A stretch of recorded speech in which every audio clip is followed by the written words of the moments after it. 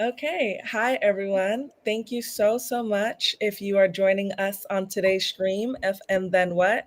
I am your co-host, Jamila Pipersberg. And I am Audrey Gerber. And we are doing our second live on YouTube of And Then What. Whoop whoop. Today, we're going to be focusing on skincare, and we're calling this one the And Then What Skincare Edition. So, the idea behind today's live is to talk about the skincare do's, don'ts, and just things to look out for, especially as we're all in different stages of our journey. Audrey will be helping to guide us from like a hormonal standpoint, from a medical standpoint, on what steps or missteps we are taking. And we kind of decided to structure today's program just a little bit differently. So, bear with us. We're hoping a few more people will join. So we might actually take the stream on a brief intermission and we'll be right back with you in like 30 seconds. We're just hoping a few people join. So thank you again and just hold with us.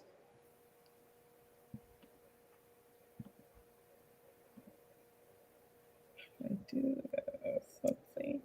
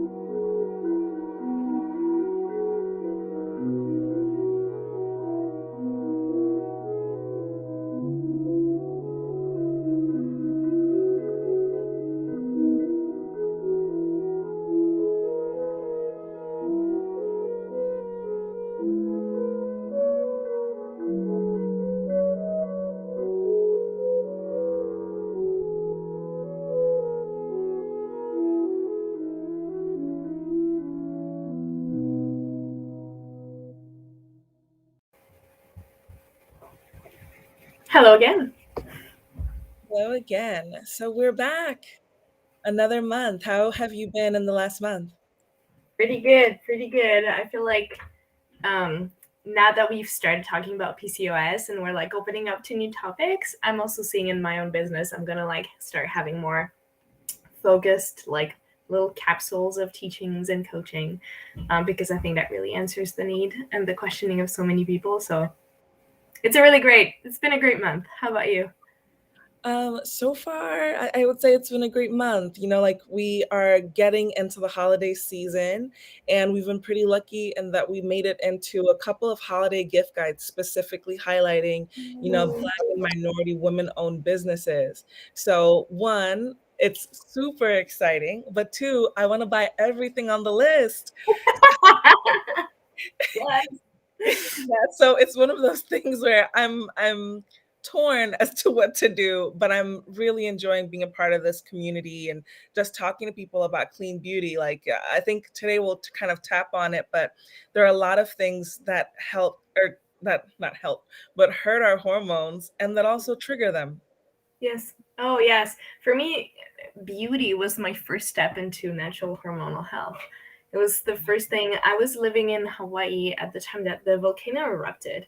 And, the way I say it is my face erupted at the same time as the volcano. And it was this thing I had never seen in my life. And I was already really struggling with my hormones back then. And I remember like this is what triggered me to start looking into like clean beauty and healthy beauty. And this was the first step where I started to notice, oh, not only is my skin better, but I feel healthier in my body. And it was kind of like the first curiosity step that led me to this whole journey. So I'm really excited to talk about this. It's such an important topic. So my journey to like clean beauty and to skincare has always been a rocky one. I did not actually, I did not experience I'm so blanking today. I'm so sorry.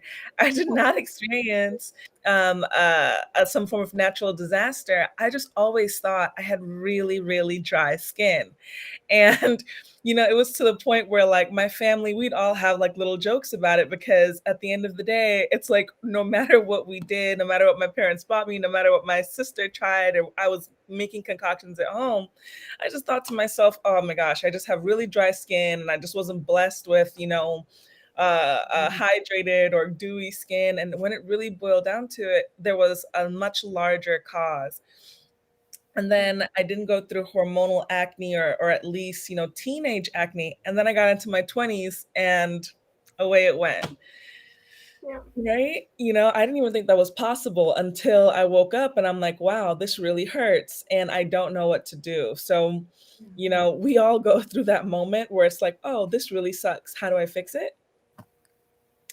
But I'm hoping that all of our collective knowledge, years and years of explosive situations, can help other people help to sort out what they can do, what they need to remove, and what is in the bottle of their favorite X that could be triggering either a hormonal flare up or even a skincare flare up. Yeah. And I think it's really cool that we get to talk about this because when we think of acne or skin issues, we immediately think teenagers. And then anything that happens after that, it's like, ooh, I have a problem, I have an issue.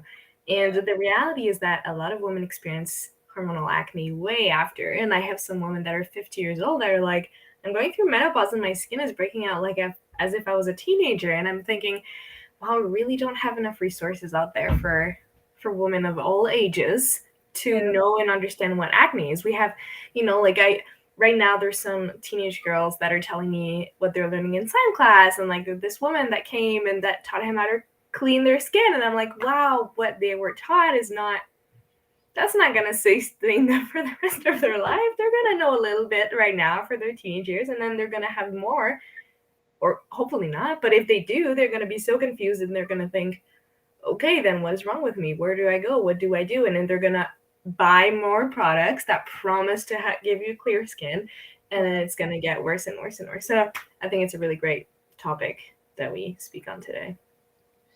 So I know we have a couple of topics that we kind of outlined for everyone. So let me just go over them.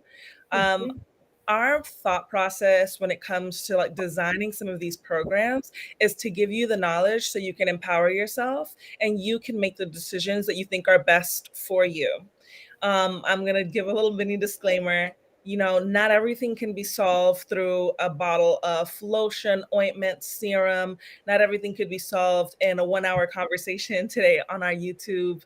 However, we do recommend if you feel that something is either abnormal or you just need more guidance, please make an appointment with your local doctor, your dermatologist, even your gynecologist. Getting a professional opinion with someone who is sitting or speaking to you directly across from you in a room is so important. Audrey and myself have gotten to a place where we have been able to create plans for ourselves to address some of these issues, but somewhere in the middle, we both ended up going to a doctor that was able to help us sort it out. So take today's information in, let it soak in. Maybe there's something in here that you can definitely learn, but be sure to seek a second opinion or a professional opinion in person to help you address the issues at a larger scale. So with that said, we just want to take a few things to jump off of. Today, we're going to talk about the dark horses of skincare. There are 10 items that are 10 ingredients that can be in your skincare products that might be driving a lot of your skincare issues. It's not just your own dry skin. It's not that you're just acne prone or your skin is just always so oily. There's a few things that could be triggering it. And we're hoping that today's list can help you address some of those problems. From there, we're going to talk about hydration versus moisture. No, they are not the same, but they work hand in hand if you're willing to make a few changes to just the way that you're sequencing your hydrators and your moisturizers. Then we're going to talk about skin cycling and even seed cycling. I think, Audrey, you more than me have a lot more information that you can offer there. I can briefly explain skin cycling, seed cycling, but I'm not the best at it. So it'll be my pleasure to talk about this. thank you. Thank you so much, because I need a lot of education. I'll be 100% honest about it. I do it, but I just don't fully get it. I just don't fully get it, but it's great for you. I guarantee you guys. Yes.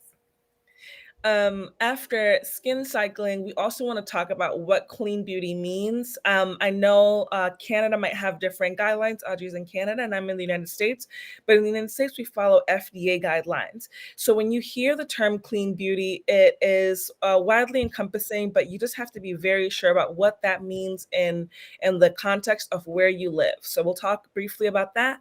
And then we'll also close off today with talking about hormonal skin. I think that topic is most pressing, I think, for the both of us. And we can definitely help you fill in a lot of gaps when it comes to your hormonal skin and the challenges that you're facing there. So away we go. We're hoping that we can provide as much information and context as possible. And if you have any questions, I'll also make sure that, or Audrey and I'll make sure that you have our social media handles, so you can reach out to us on Facebook and Instagram and TikTok and ask us questions if anything arises in the middle of the night. Yes. Absolutely, do it. Find us. This conversation is meant to be continued. Absolutely. So, with that said, we're kicking off. So, we first said we're going to talk about like ingredients and clean beauty as a whole, but I don't know, Audrey, how do you define clean beauty for yourself or for your clients? Yeah. So I have gotten to the point where if I don't recognize the ingredient, I don't buy it. But I can say that because I've tested a few things and I've educated myself on ingredients. So I wouldn't recommend that step to my clients, because then sometimes they're going to see a name and they're going to think, oh, this is not good for me. But it's just because they don't know like what the ingredient is, but it's actually a great ingredient. So the way that I approach this is we always want to start with adding more good things so that the bad ingredients can just kind of be cleared away with time. So the way I recommend it is you have an empty bottle of something. Okay, is there something that you can add or replace it with that'll be good for you? And then in choosing a product, the way that I describe clean beauty, especially for hormones, is it free of endocrine disruptors? So we're going to talk about this later on, but is it free of endocrine disruptors? Are the materials and the ingredients naturally sourced and harvested and produced in the conditions that they're meant to, so that they're beneficial for your skin? So basically, what's in it, who made it, and then the third is, does it empower you? So I think it's also a really important part of clean beauty. It's not a pity on yourself or on the people who made the products. It's an empowering step and a journey. And if it doesn't feel empowering, then I would suggest that it's maybe not the cleanest beauty product that you have on your skin. I really love what you said about, is it empowering you? Especially now we have so much information that you can find out about any brand, whether it's like a huge multinational company or, the brand that's like a mom and pop brand like down the street from you. And like you're so right. If you don't feel empowered, if you don't feel like you're creating some form of like positive change through it, do you really want to use this product? And sometimes I think for me, when I'm thinking of things where like, okay, do I feel empowered? Do I even know where this comes from? If I don't know where it comes from, is it actually safe for my skin? Like you go through an entire cycle, and the most of the to say like to get down that path, you realize like there's no way. You can't justify the action. You can't justify the purchase. Exactly. And it's like, if it doesn't feel aligned with you, then don't buy it. Like, that's okay. You can find something else. There's so many options out there. And the reality is beauty products are meant to serve you at the best of who you are. So if they don't align with your true self, then better not to have them. Like, hey, let's go back to the real purpose of beauty products here. True. Beauty products, you should feel beautiful. Somewhere in that, Yeah, you should put them on and feel good about yourself. exactly. It should feel true and authentic. Absolutely. So before we jump into the dark horses, um, do you ever do research on your products? Like, let's say, for example, you're like, oh my gosh, I want to buy a new mascara. I'm tired of the mascara I've been using, or I finally realized that this might not be the safest for my skin. Do you ever research your products? Yes. Yes, I always do, especially makeup. So what I any creams, hydrating creams or oils, usually I will stay faithful to the companies that I found that work for me, or I will create my own. But for makeup, I'm still in the process of finding companies that fully align with me. So I'll look at websites that are encouraging sustainable, clean beauty and everything, and I'll see what they recommend, and then I'll go through the companies and I'll research. Do I have a clear explanation of what's in the product and where is it coming from? Because transparency is usually a sign of clean beauty. Because if I Yeah. can see what's in there, if they're transparent, that means they're not trying to hide anything. So I will Yeah. usually look somewhere in the website or somewhere in the way that I'm looking for is can I know what's in it? And if there's something that I don't know, I'll usually do a research on it. I'll type in the word and I'll be like, what is this ingredient? What does it do? And I look at like scientific paper or associated terms. So I will often see that the name that I typed, if it brings up chemicals, danger, side effects, I'll be like, oh, maybe not good. But if I have words like natural, DIY, do it yourself, where to find, I'm like, okay, this is most likely a very safe ingredient for me to use. So, yes, I do my research. So you're incredible because you've hit on all the points as to why you need to be mindful about the items in your skincare. You know, like a lot of the times we say, yeah, I look it up, or oh, I trust it because it's at whatever store. But the reality is, it's like you are the best person to determine what will be best for your skin. And Yes, without you looking into some of these products and looking into the ingredients, you're not sure until you yourself have done your own homework. yes.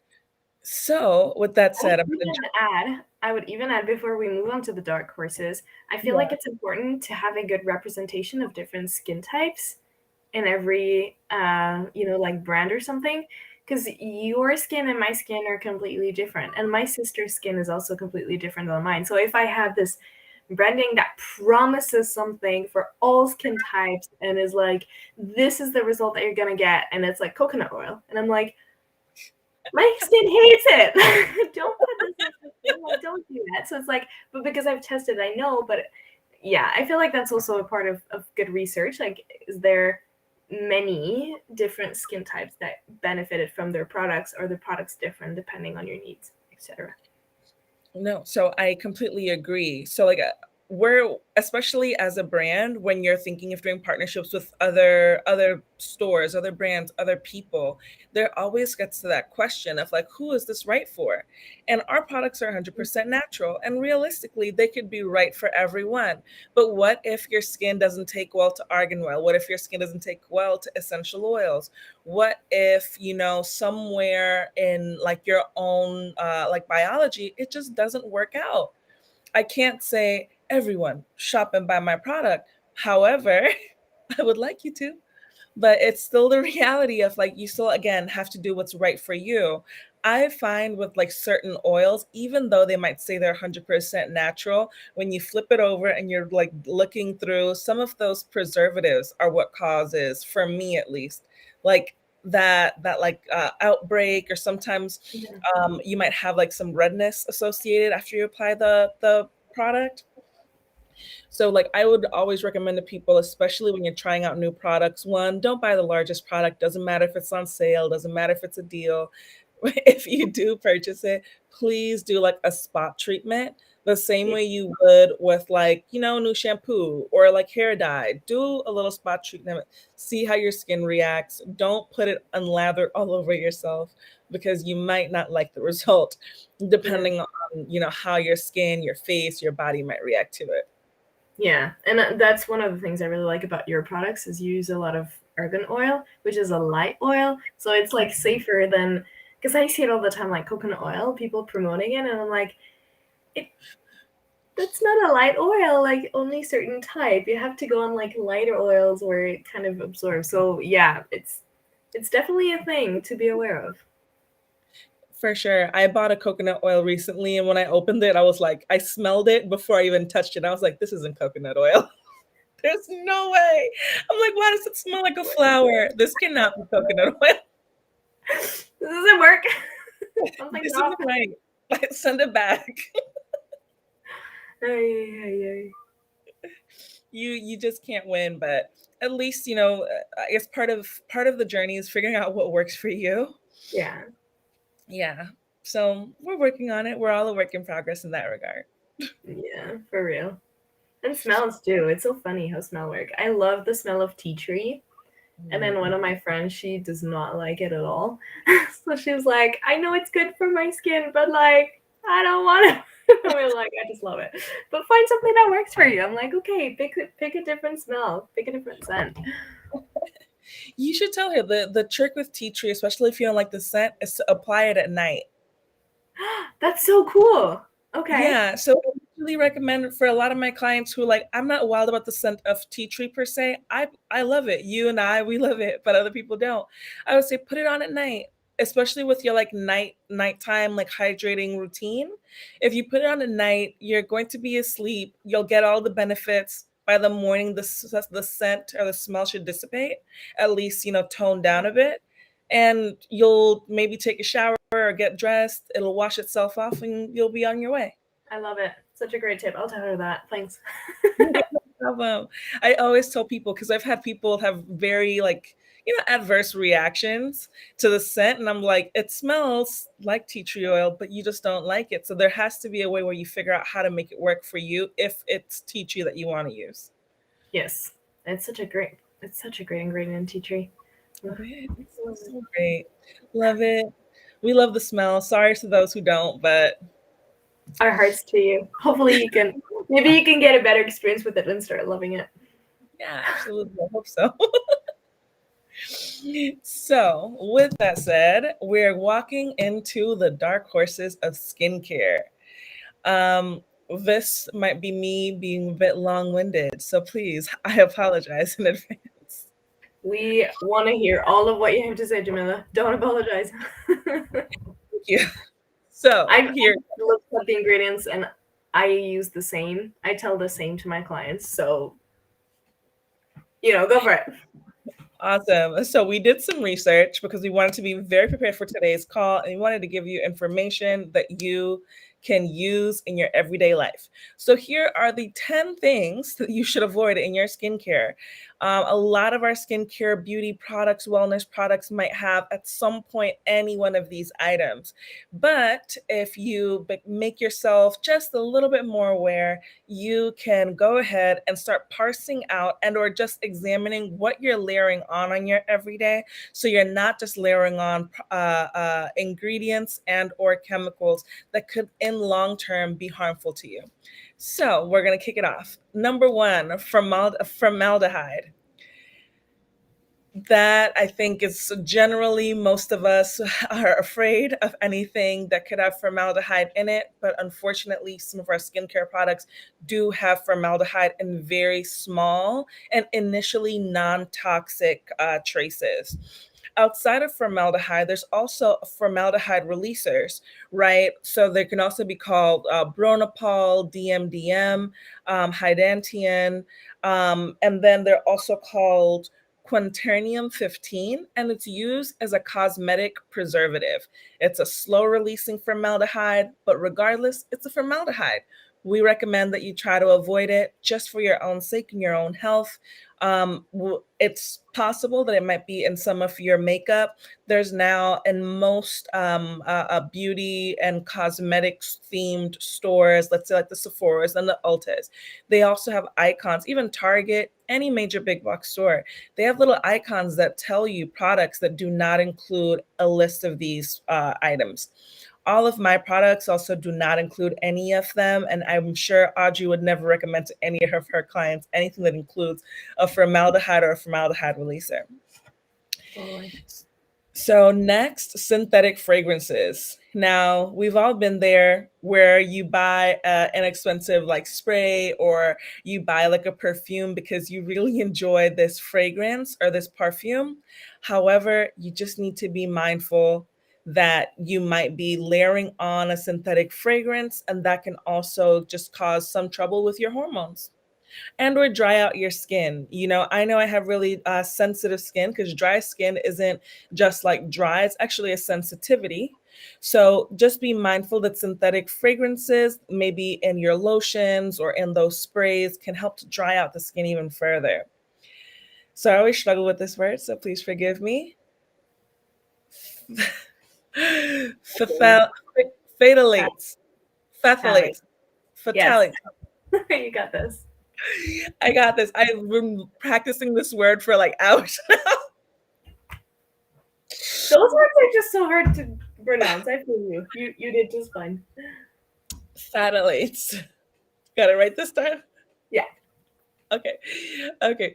Phthalates have been shown to create significant endocrine, and they're significant endocrine disruptors, right? So these are items that can basically help to facilitate early puberty for young women, for young boys, and also reduce sperm count in men. It might sound like, oh, like this isn't possible, but these are products these are chemicals that are allowed to be in some of our skincare, our wellness products, our hair care lotions, shampoos. So if you see the word, the term phthalates on that ingredient list, please just be mindful as you're choosing to apply this item onto your skin, body, hair, whichever it might be.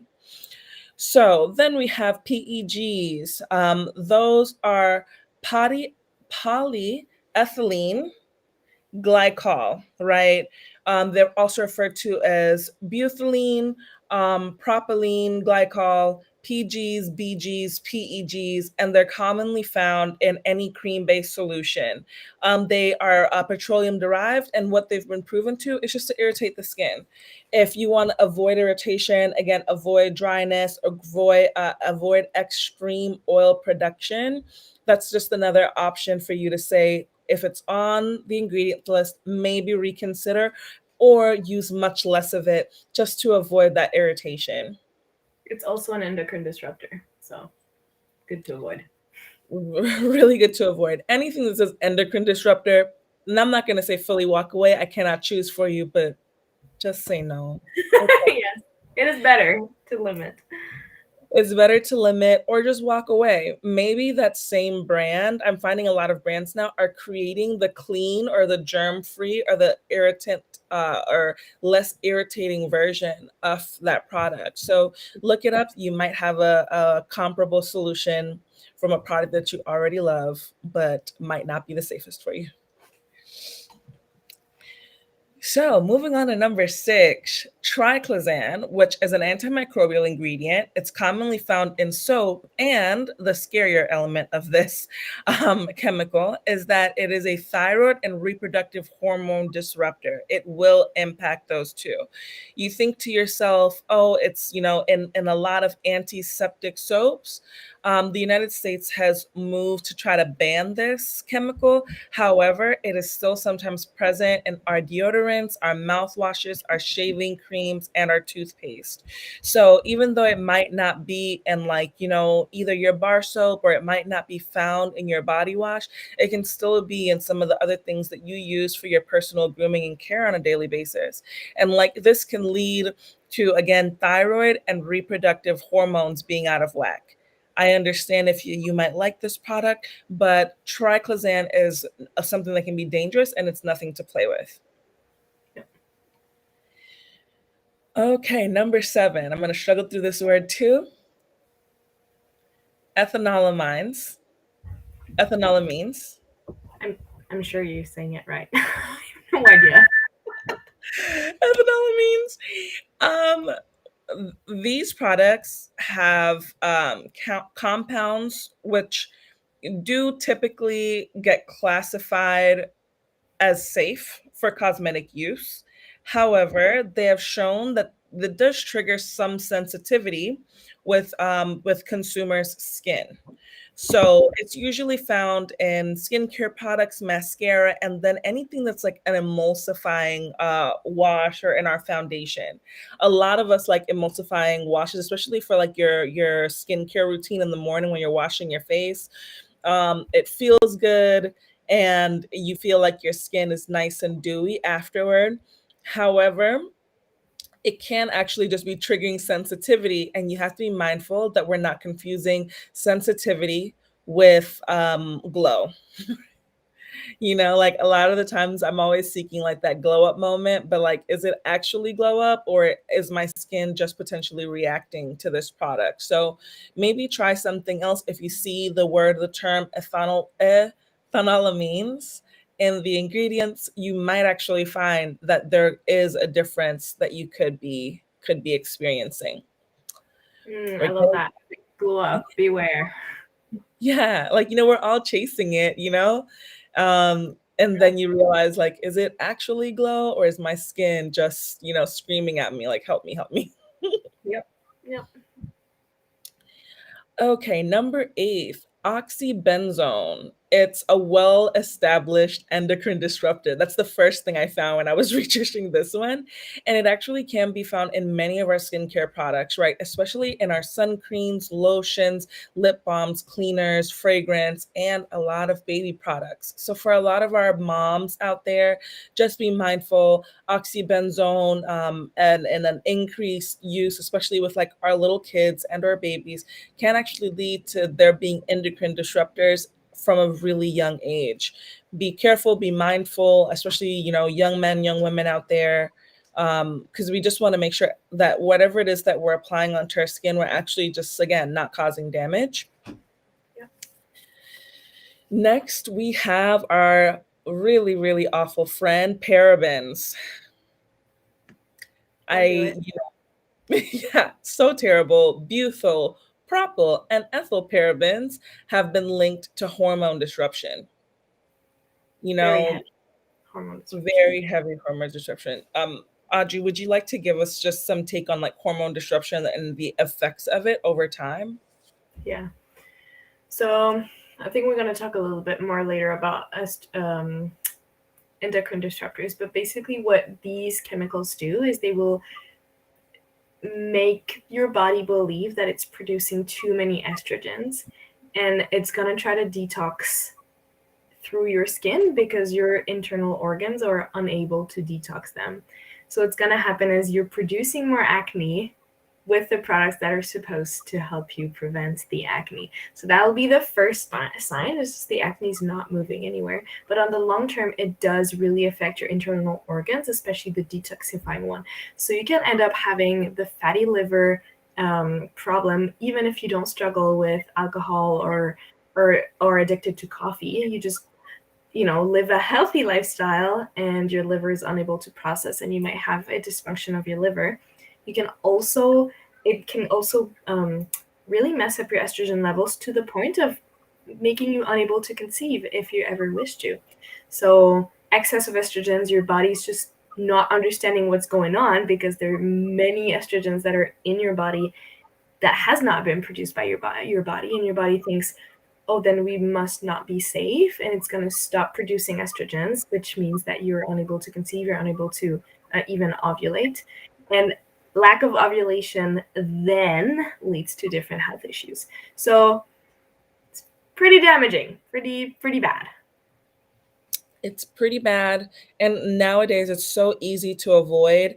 Paraben free is so easy to parse out, find, and identify whether you're in a store, you're on a brand's website, or you're even, let's say, at like a market looking for like cute and innovative like skincare products. Like, it's there should be no there should be no room for you to pick up an item with a butyl propyl or ethyl paraben. But in the event that you're picking up some new whatever, right? From skincare, hair care, wellness tool, just be sure to look on the website or even search paraben free just to confirm that it's not in your products. Again, this chemical is known to be very damaging, as Audrey has shared with us. So just avoid it, walk away from it. Whatever you love about X product, I'm sure we can help you find in a paraben free option. And last but not least on the list, this list actually has about 20 items. So hopefully we'll be able to share with you guys in written form, either in a blog or on socials, the entirety of the list. But last but not least on the list is toluene. And toluene was one that I thought was interesting because it's a solvent that's used in most nail polishes, nail treatments, and hair dye. And I only thought it was interesting because, like a lot of people, I love getting my nails done. I love, like, painting my nails in all these different colors, adding extensions, diamonds, stones, you name it, I love it all. However, I used to think, like a lot of people, I don't understand why we need like non-toxic, non whatever, nail polish or even non-toxic gel, and I just couldn't understand it. Then I realized like some of the chemicals that help to bind those really beautiful colors can be really harmful to us. And our nails are still a part of our skin, but a lot of the times when you're getting a manicure, they might have to snip your cuticle, they might have to clean it up, and you're literally with open access, you're giving these chemicals right into your bloodstream. So again, we think very little of it because when you're done getting your nails done, you're done getting a pedicure, you're on top of the world. However, just keep in mind that toluene is also in a lot of the nail polishes and nail treatments and the hair dyes that we use. So even if you're going to get your nails done and you like a commonly known brand, look it up online. Just make sure that you're armed with the information. So when you go to the nail shop, you can actually enjoy the experience instead of worrying, like, is my nail polish the reason why, my hormones are flaring up? Or is my nail polish the reason why I'm having difficulty with X area of my life? And I would even add to that, when you do your own nails, make sure that you open a few windows. Make sure that you're not stuck in the same air where the chemicals are being freed in the air and you breathe them in, because then you're already giving access to them within your bloodstream. And if you're inhaling them, then it's like twice the damage. So beware. Really, really great point. A lot of the times you might go to a salon, or if you're at home, make sure that there's like air, fluctuating fresh air, hopefully, or at least that a fan, an AC unit, something is on to help regulate some of those fumes. Exactly. So that makes up our dark horses. Oh my gosh, I felt like I was talking for forever. But it was so interesting. We love it. Thank you. Thank you very much. So next, but not least, we have hydration versus, not voices, hydration versus moisture. You got it. Thank you. I think I'm a little bit more tired than I anticipated today, but we're gonna All the power good. through. It happens. It happens to all of us. I feel like this is a tired season. It is. It is. I feel like the weather changes. It gets darker so much earlier, and you just want to go to sleep. You do. You do. I feel like a friend of mine mentioned recently, completely off topic, but it kind of relates to like healthy skincare and wellness, about like getting enough rest, and also thinking about like, are you experiencing some seasonal depression depending on where you live? It gets dark quite early here in New York. So let's say at 5 o'clock, it's already very dark outside. And we're going to be in this of course, season for the next couple of months. So if you're thinking about it, you still have to be mindful that you're like taking care of yourself, and you're not allowing that seasonal lull to bring you down, or to just put you in bed at 6 o'clock in the afternoon. Yeah. Any seasonal change means extra care that you need to give yourself. There's a huge impact on hormones as well, any seasonal change. So please take care of yourselves. Please take care of yourself, check in with yourselves, make sure that you're addressing how you feel, just because you're the only one that can be most honest with you. What a great way to say. Check in, tune in with you. It's important, guys. Yeah, for real. So hydration versus moisture. Aju, how do you make sure that you're hydrating and then moisturizing? So actually, I'm really lucky because my best friend explained this to me. I was like, thank you. But I make sure that I'm hydrating my skin from inside out, and I'm moisturizing it from outside in. And I try Oh, to make sure that both ways work for my skin. So I'll try to drink. I want to make sure that water is my main liquid of the day. I want to make sure that I'm drinking enough. And I want to make sure that I have a little bit of water and cream on my face when I clean it. And then when I do clean it, I always try to have an oil out there. And then I try to set it in with like a cream or moisturizer, because they kind of work together. So it kind of goes both ways for me. I'll like clean my face and I'll use oil and moisturizer, like a cream on top of it, and then I'll just make sure that I drink all of the water that I can during my day. that is wonderfully put. Thank you. I'm so looking forward to reposting everything you just said on social, because like you captured it so well. So easy. The point about making sure you're drinking enough water is the key to having hydrated skin and of course a hydrated body for your own health. Yeah, yeah. And it's like it's really easy to say and tell if you're underhydrated. Are you cold all the time? Is your skin, when you touch it, is always cold? Drink more water. Like your skin is underhydrated. It needs more hydration. So thank you for pointing that out, because a lot of the times we think of just like skincare and we think, let me wash my face, let me make sure I'm applying enough like water to oil to cream ratio. But if you are dehydrated, there's no way that you can actually achieve that dewy moisture. There's just not going to happen. Yep, totally. So I want to leave out with hydration versus moisture. Moisturizers, lotions, and oils and creams, they typically lock in moisture. But please follow through with what Audrey's recommending. Drink enough water. I know it's hard, especially as we're all going through our very busy days and schedules. But if you think about prioritizing drinking water between the hours of when you wake up, let's say you wake up at between 7 and 8 a.m., maybe earlier for some of people or some of us, if you prioritize drinking at least those 8 glasses of water by noon that day, you actually are doing your body a huge favor, because you might be up for maybe another 8, 9 hours before you actually lay down to go to bed at night. But you've actually achieved what would be healthy hydration, and you're setting your next day up for success. Yeah, absolutely. What a great way to put it. Thank you. Thank you. So we are getting closer to the 45-minute mark, and we still have to talk about skin cycling and seed cycling.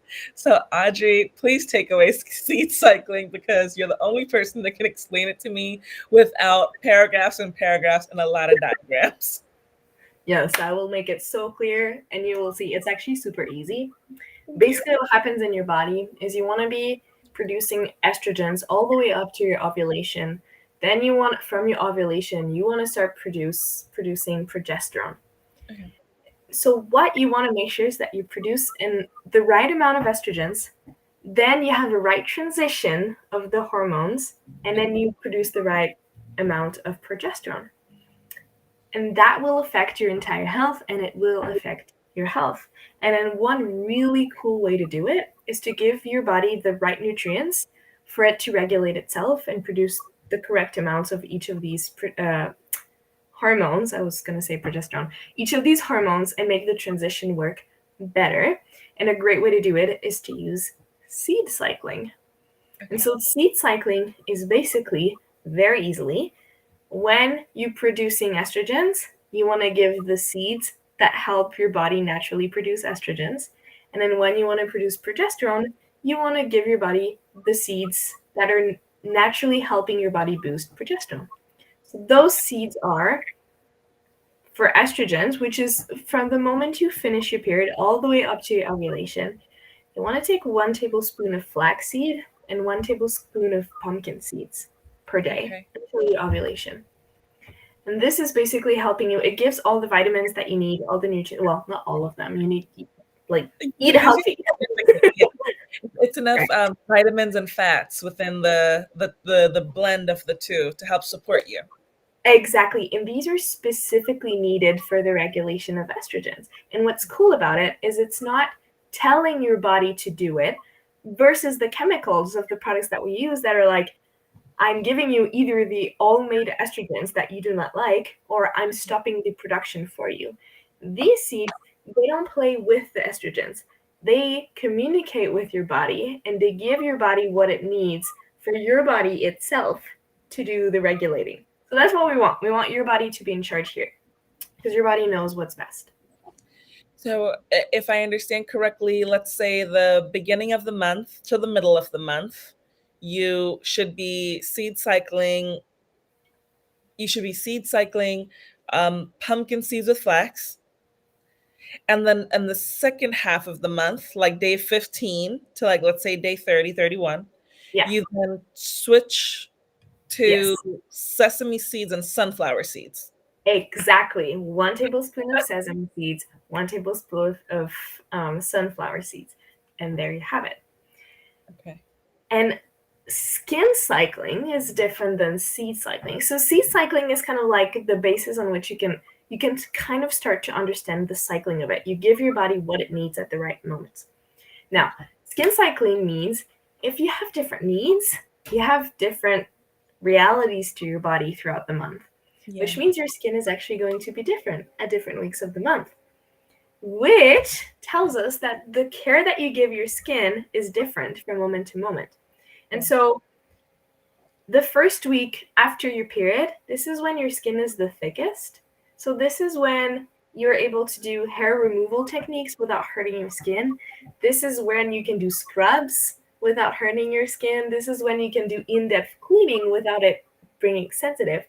Versus when you are on your period, when you don't want to do harsh things, you want to nourish your skin. You want to give it more oil, more hydration. You want to be gentle. Well, you always want to be gentle with your skin, but hopefully. You want to be more gentle then. And so in that first week after your period, you can clean in depth. You can, do the more intense work for your skin. And then you get to the ovulation. And this is when you want to make sure that you help with the transition. Okay. So you want to make sure that your skin is clean and you're drinking way more than usual so that it can get rid of all the toxins that it needs to get rid of, because this is the moment. You don't want these toxins to be going into your endocrine system, your hormonal system. You want it out of your system. So you drink a lot, you detox a lot, and then you move into more gentle skincare. Nourishing, nurturing, hydrating, moisturizing. And that's skin cycling for you. You make it sound so easy and so exciting. I'm definitely going to try it out and see how that goes. And I'm also going to try seed cycling as well. Skin and seed cycling, to make them all work together. Hopefully my skin will remain healthy, because I know right now I have some makeup on because I'm getting closer to my cycle, and the adult acne is so vicious. I went to sleep 3 days ago. I was perfectly fine. I woke up 2 days ago and it's just, yeah. It's not fun at all. And it's you get to play with it by giving your skin what it needs at the right moment so that it can by itself process what it needs to process. I appreciate you explaining, one, the difference between the two, and explaining how I can simplify my understanding of seed cycling. With great pleasure. It's so easy. It's really not complicated, but we look at it and there's like so many scientific explanation, complicated things. It's like, no, listen. This is how it is. Before we started this, I actually was looking at all these diagrams and they're showing you like do this and move here. And I'm like, I know there has to be an easier way. So I'm so glad that you and I are friends and that you can simplify these things that are way too complicated, way too complicated for my taste. Yes, I totally got you. It should be way it's simple. It should be simple. It should care, self-care, and providing what your body needs should always be simple. Absolutely. So we're moving on to something that should be simple, but is not simple for many reasons, aka advertising, branding, and just overarching confusion.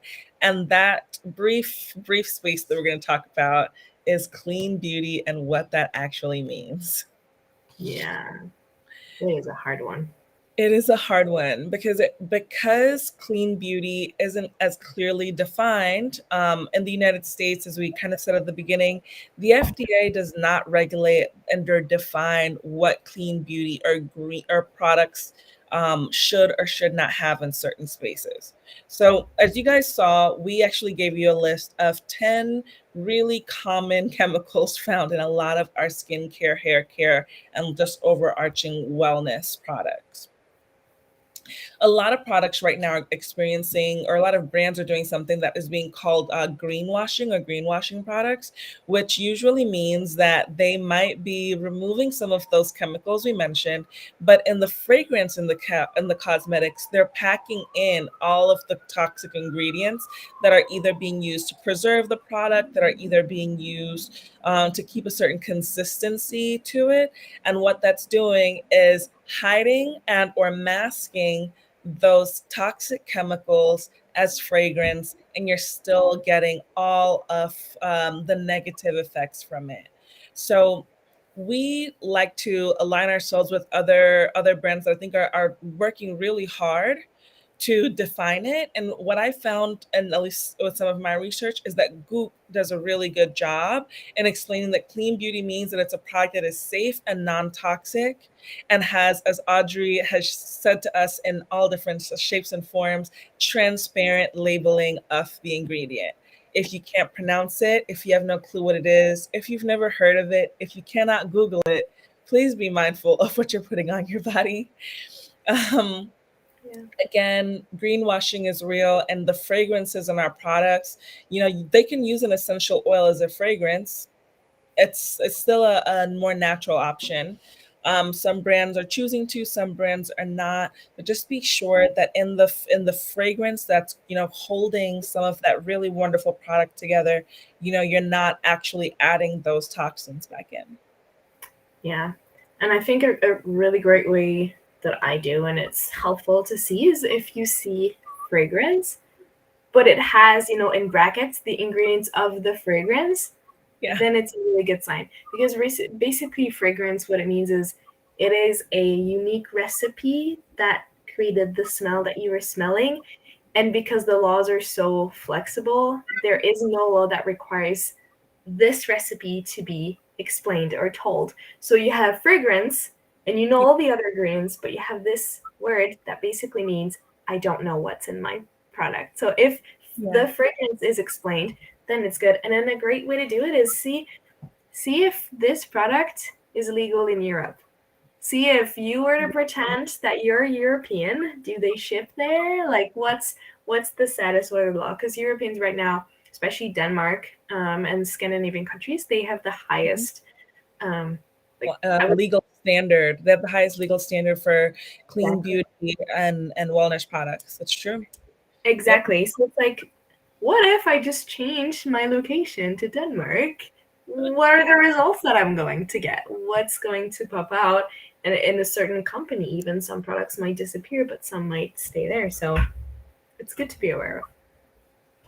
So I love that you said about doing a little bit of research and seeing if the product can be found in Denmark.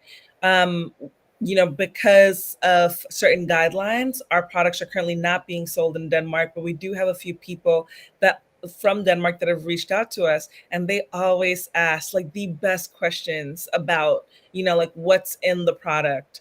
So even if you can, let's say you're going to do a little bit of Googling, or even go on Instagram, TikTok, Facebook, and see if there is a Danish account for that really big brand. And if you can find it, again, it's just another really good sign. Yeah, it's great. Danish people are great. Denmark is great. Yeah. They So smell. nice. Hopefully, we can level up to them when it comes to the legal standards of beauty products. Absolutely. I think we're a ways away, but again, education and just kind of using some of their process as our blueprint, I think will definitely help us over the long term. Don't know how long it'll take, but we're trying. We're getting there. We're getting there, one step at a time. That is so true. So we're getting closer to the end, and we wanted to cap out today's conversation with hormonal skin. That's what kind of led us to talking about in the first place. We were talking about PCOS last month, and then it kind of led us into like all the ways that like your endocrine system, your hormonal system are definitely triggered by the chemicals in your skincare. And I think we can both agree that we found that, like, at least in both of our different journeys, and especially you, Audrey, as you're helping and guiding women through their hormonal skin challenges, or just their hormonal challenges, is that chemicals have the ability to mask themselves as your body's hormones, creating and wreaking havoc on your body and completely causing harm through endocrine disruptors. So, if you wouldn't mind just kind of touching as deeply and as shortly as you can, because I think we have a few minutes left today to talk about hormonal skin. Okay. Go, Audrey, go, Audrey, go do your thing. So, and I've said it before, basically what happens is the chemicals mimic the estrogens that your body produced. However, they were slightly different. So when they enter your system, they get free pass because they look like estrogens. But then once they're in your system, your endocrine system, which is your hormonal system, this is why we call them endocrine disruptors. They disrupt the endocrine system, the endocrinal system. When they're in the system, then the body's like, I don't know you. I didn't make you. What are you doing? What's up? And so it tries to send them to the liver in mass, because then the body freaks out and goes, I didn't create this. Is there something wrong with my production of estrogen? It kind of either stops the production, gets messed up in the production, or just sends everything to the liver, and the liver gets overwhelmed with all the work. And so what happens is you are unable to detoxify from the chemicals that bring harm to your body. And so these chemicals are stuck in your system because they were able to get in. They weren't a priority toxin because they looked like your own hormones. It's not like, like you inhale something that's really poisonous, your immune system immediately reacts and goes, this is dangerous, this is alien, and sends it right to be detoxified. But the endocrine disruptors, the immune system doesn't react to them. So they get into the body, or it does react, but in a different way. They get into the body, and then your body doesn't know what to do with it, and it gets stuck in there. And this is where the real issues come. This is where you have estrogen dominance in female and male, and you don't know where it's coming from. It's because you're filled with chemicals that your body doesn't know how to process. So the way that I've always learned about it, right, especially about endocrine disruptors, is that we think of endocrine disruptors as something that is a major event that disrupts your endocrine system. But in most cases, it's those micro-sized shifts, those small amounts of products that we're putting on ourselves, sometimes exposure in different, workspaces and life spaces. And over long term, that's where you see damage, right? So we've heard of reproductive issues, birth defects, metabolic problems. A lot of people have different forms of metabolic problems right now. And of course, cancer. um, from a professional standpoint, like how would you recommend that a person just, be cognizant or mindful? Like what can they do to say minimize some of their exposure? Yeah. Yeah, so there are two great ways that you can do it, and I would always recommend doing that at the same time. The first way is very obviously to limit your intake of endocrine disruptors. Pick products that are safe, like go and buy Jamila's products. Like go do something that is good for your body and it doesn't add to the pile of endocrine disruptors.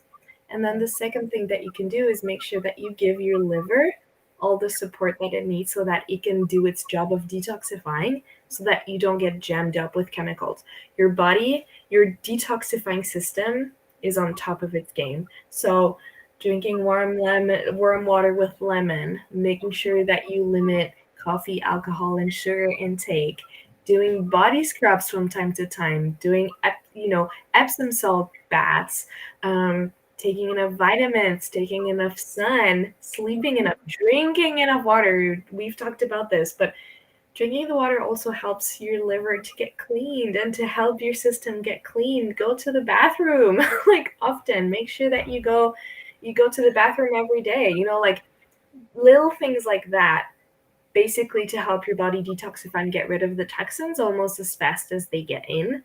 This will help your body stay on top of the game. And as you're reducing, the need for detoxification will also reduce. And then at what point you get to find this healthy balance for your hormones.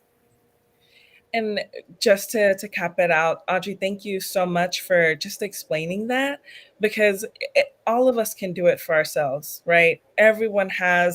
We all have the skills, we all have the power, and we do have the willpower to do it. I know sometimes it might seem difficult. It might seem like, oh, how am I going to get rid of maybe a product that I've been using for many years? You can do this. There are a lot of other solutions. There's even products that are being created that have alternate or alternative cleaner options for you. And again, these chemicals are sometimes not as regulated by our government. There's not like an exact oversight in the United States and Canada and a lot of parts of the world. So just be really mindful, guys. Like just think about how can you minimize your chemical usage in your Yeah, skincare yeah, and your beauty care. And that's the first step forward. yeah, exactly. Simple, tiny steps, they make a big difference. They make a really big difference. Audrey, thank you so much. I always love having these conversations with you. I can't wait for next month. Thank you so much. You're amazing, as always. So are you. So full of knowledge, so willing to share it with people. You've made a lot of really positive change in my life, and I'm just really excited to be doing these with you. And I can't wait for next month. Thank you. I am so excited to talk about next month's topic with you, and I will talk to you soon. Thank you, everyone, for watching, and take care of yourselves. Take care of yourselves, everyone. Thank you so much. We'll see you next month. Reach out to Audrey and I. Our social media handles are going to be at the bottom of the screen. So you can reach me at Realm Concept Market, and you can reach Audrey at Audrey Gerber _. So DM us, message us. Thank you. And we hope to see you guys soon. Bye, guys.